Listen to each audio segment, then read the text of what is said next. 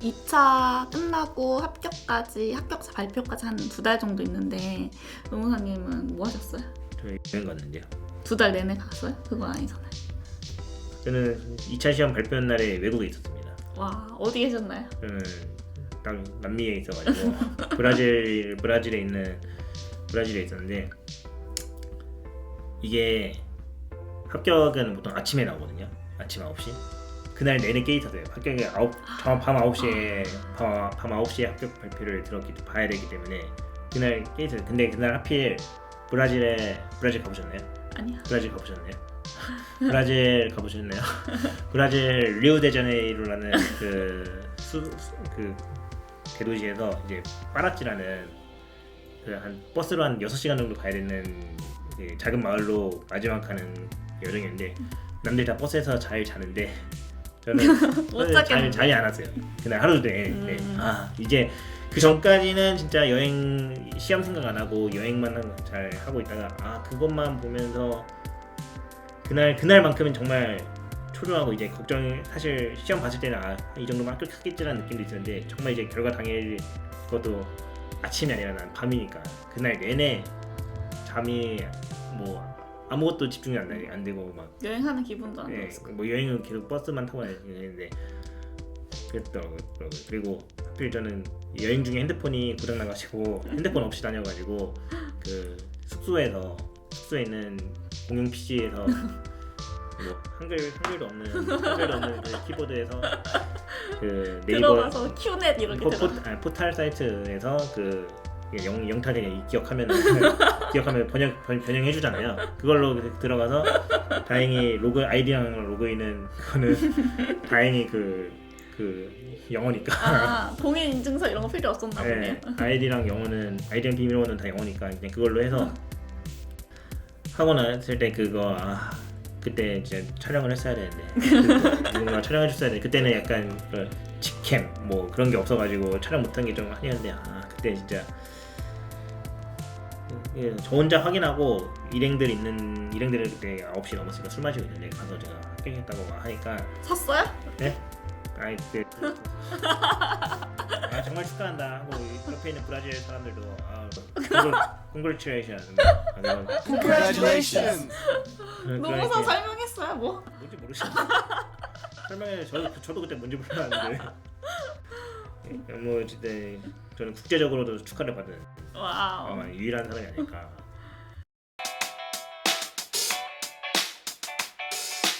그러면 한번 나무위키 어떻게 작성되어 있는지 한번 보도록 할게요. 국가 전문 자료 한번 펼쳐있기 한번 해볼까요? 엄청 많네요. 맞네요. 노무사가 메뉴에 있어요. 메뉴에 아마 중요한 직업별로 했다고 저는 생각하고 있습니다. 의사가 더 중요한데 노무사가 변호사님이 작성하면서 변호사 넣으면서 노무사도 같이 그렇지 않았나. 맞네.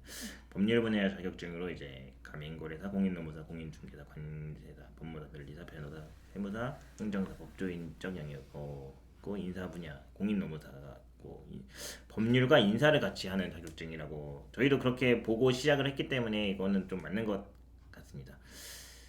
공인노무사 로고가 있고 목차 이렇게 대단하시 잘 쓰 이렇게 많은 게 쓸 게 있는지 잘 대단한 것 같아요. 공인노무사 제도는 이제 노동 분야 전문 법률에서 탄생한 제도. 민영사 성무를 담당하는 변호사와 달리 노동법률, 경영자문, 인사노무, 사대보험, 정부지원금, 컨설팅, 경영학술 용역 등에 있어서 광범위한 노동 관련 지식 서비스 제공한다. 네. 제공하고 있습니다. 네, 맞는 저희 것 같아요. 법인에서. 네. 1980년대에 급증하는 노동법률 서비스를 위해서 일본의 사회보험 노무사를 참조해서 도입됐다. 저도 이 얘기를 듣고 있었는데, 사실 일본 사회보험 노무사가 어떤 건지는 사실 정확하게는 잘 모르지만 저희가 많이 이거를 따왔다고 하더라고요. 그래서 사실 뭐 목차에도 있지만 외국에 이런 비슷한 제도가 있는지 저희도 좀 보면서 저희의 사업 영역을 좀 노무사회 차원에서 좀 그렇게 좀 갈 필요가 있을 것 같긴 합니다. 노무사회에서는 종종 이렇게 외국 일본 사회보험 노무사랑 좀 연결해가지고 세미나 같은 것도 하는 것 같은데 저희도 기회 되면은 참여하고 싶습니다. 근데 제가 지난번에 촬영을 했을 때 이제 노무사가 8대 전문직이라고 하면서 이게 어필을 했는데 이제 근데 이제 그 전문 자격증에서 이제 공인이라는 붙는 그 자격증이 몇 개 없어요. 제가 알기로는 이제 공인 노무사, 공인 회계사, 공인 중개사 이렇게 있는데 노무사님 혹시 공인자가 왜 붙는지 좀 알고 계시나요? 저는 사실 생각을 안 해봤거든요. 이게 왜 붙냐 그냥 공부할 때부터 공인 노무사, 공인 노무사니까 그랬는데 생각해 보니까 공인 중개사, 공인 회계사, 공인 변호사 공인 노무사는 있는데 공인 변호사, 공인 세무사 이런 거는 따로 없어가지고 저는 이 나무위키를 살짝 읽고 왔는데 예상 질문이라고 생각해가지고 좀 검색을 해봤거든요. 근데 다 카더라이기는 한데 공인 노무사, 공인 회계사, 공인 중개사 이렇게 공인이 붙는 그 자격증은 중간 가운데 입장에서 얘기를 해야 되기 때문에 공인이라고 붙는다고 합니다. 뭐 예를 들면은 한쪽으로 치우치게 뭐 사용자 측이나 한쪽으로 치우친 근로자 측에서만 얘기하는 게 아니라 저희 업무는 가운데서 얘기를 할 수 있도록 뭐 공인의 입장에서 중간의 입장에서 얘기해야 된다 해서 공인자가 붙는다고 한다라는 글을 읽었어요. 카더라입니다. 그러면은 뭐 저희가 사측 업무를 한다 하더라도 사측의 입장에서만 치중해서는 안 되고 중간자 입장에서 객관적인 시각으로 좀 자문이 필요하다 이런 내용으로 좀 이해를 해야겠네요. 네, 맞습니다. 그래서 공인중개사도 매도인뿐만 아니라 매수인의 이익도 같이 생각해야 된다 해서 공인자가 붙는다고 읽었습니다. 근데 근데 또 이제 사건을 하다 보면은 이제 사용자와 근로자 싸우면은 사실 감정적인 그런 부분이 있는데 좀 그런 부분은 좀 지양이 돼야 되겠네요 아무래도. 그쵸. 네, 좀 물론 객관적인 의뢰인 입장에서도 객관성을 좀 인지해야 되는 그런 게 좀 필요한 것 같습니다. 그렇게 하고 계시잖아요, 그렇죠? 근데 저는 최대한 그렇게 합니다. 가끔은 예외는 있어요. 저도 완벽한 사람이 아니기 때문에 필요성. 공인노무사 사회적 필요는 이거 누가 썼는지 모르겠지만 잘 쓰셨네요. 뭐 어쨌든 계속 필요해지는 것 같아요. 기업은 이제 지속적으로 강화되는 노동 규제에 대비할 필요가 있으며 사실 최근에 이제는 노동법이 좀 잠잠해졌는데 지난 정부에서는 노동법을 위한 정부였다고 좀 봐도 평가해도 될 만큼 노동 쪽에 대한 변화는 상당히 했었거든요. 그래서 사실 지금 정부는 아직 1년도 채 되지 않았지만 좀 조용한 것도 지난 정부에서 좀 많은 변화가 있었기 때문에 좀 완화해서 천천히 움직이지 않는 그런 생각으로 좀 보여집니다. 사실 많이 바뀌었어요. 뭐 최저임금도 인상이 맞아요. 되었고 근로기준법도 근로시간도 이제 52시간 중심으로 이제 강화되면서 기업들의 니즈가 상당히 전보다 상당히 더 많아졌다. 그리고 또 모성보호 쪽도 정말 자주 바뀌고 또 내년에도 뭐 육아휴직이 1년 반으로 늘어난다라는 얘기가 있었는데 그거 언제 되냐 진짜 되는 거 맞냐라고도 많이들 물어보시거든요.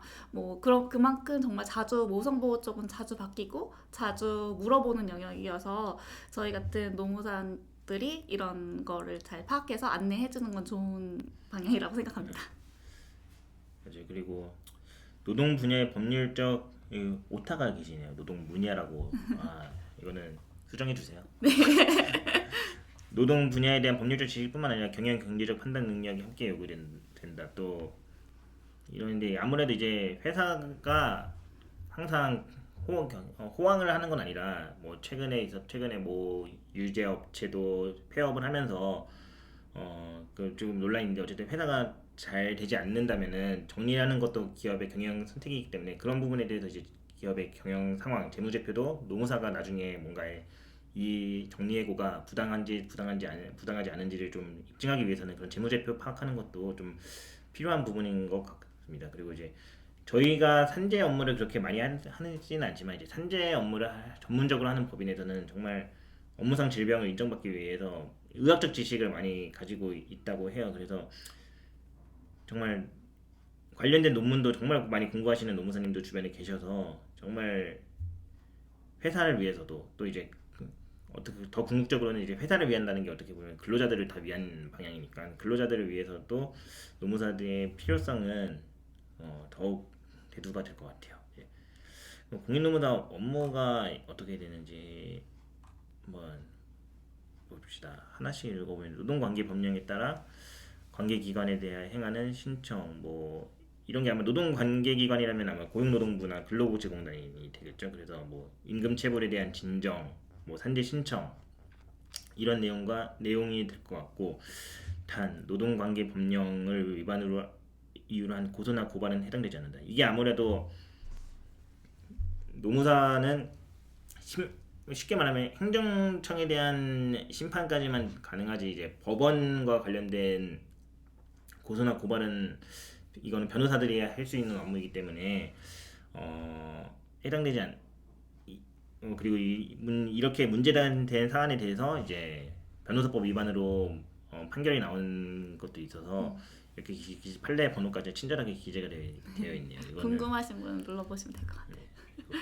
노동관계 법령에 따른 모든 서류의 작성과 확인 이것도 같은 내용인 것 같고 노무관리에 관한 상담 지도 이게 아무래도 저희가 항상 기본적으로 하는 기업 자문이라든지 근로자들의 방문 상담 관련된 내용이라고 보시면 될 것 같네요. 이제 근로기준법 적용 사업을 받는 사업이나 사업장에 대한 노무 관리 진단 사업 이건 법에 있는 내용인데 노무 관리 진단이라는 게 아무래도 이제 그 사업장에서 가장 조심스러워하는 부분이 이제 근로감독관의 근로감독 방문에 관한 것을 이제 최소화하기 위한 예방 활동이라고 보시면 될 것 같은데 노무사님은 뭐 근로감독 받아본 거에 대해서 코칭해 보신 적 있나요? 네, 많이 코칭하고 다 방어하고 잘했죠. 사실 이게 저희가 뭐 회사가 이미 법을 못 지킨 부분에 대해서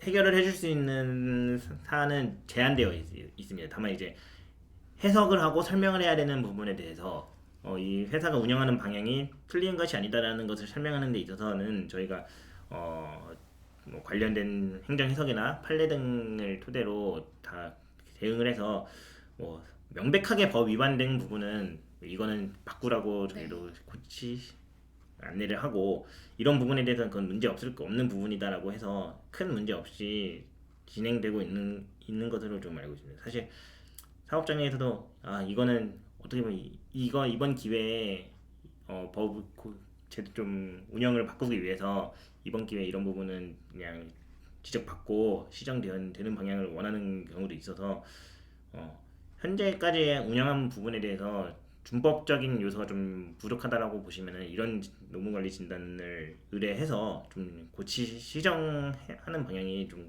궁극적으로 더 좋지 않을까 싶습니다. 아무래도 그래서 노동쟁의 사적 조정이나 중재 아무래도 이제 노동조합이 조합 활동을 하는 경우에 이제 조정이나 중재 역할을 하고 이제 사회보험 관계 명령이라는 이제 이게 아마 최근에 신설된 업역일 거예요. 그래서 이제 기존에도 이제 사회보험, 고용보험, 산재보험 관련된 내용을 하고 있는데 이제 건강보험이나 국민연금보험도 같이 저희가 할 수 있다라는 내용으로 들어갔고 그래서 이제 정리가 됐네요. 이것만 읽을 거예요.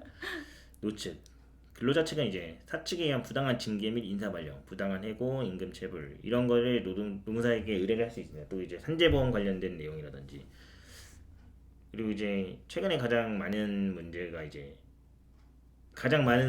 의뢰가 이제 직장 내 괴롭힘을 당했다는 직장 내 성희롱이 있었지만 직장 내 성희롱보다는 괴롭힘에 대한 문제가 좀 더 많은 것 같아요. 이제 직장 내 괴롭힘을 신고를 해서 이 부분에서 근로자분들은 이제 노무사 상담과 도움을 받는 그런 내용이 좀 있는 것 같고 사측은 이제 불량 직원의 징계, 해고, 이제 취업 규칙 등이 법리적으로 맞는지 검토하고 문제가 생겼을 때 자문하고 뭐 급여 관리도 맡기고 사례보험도 하고 그리고 이제 기업 교육도 하고 컨설팅, 정보지원금 신청 일이 되게 많네. 해야 될 게 되게 많네요.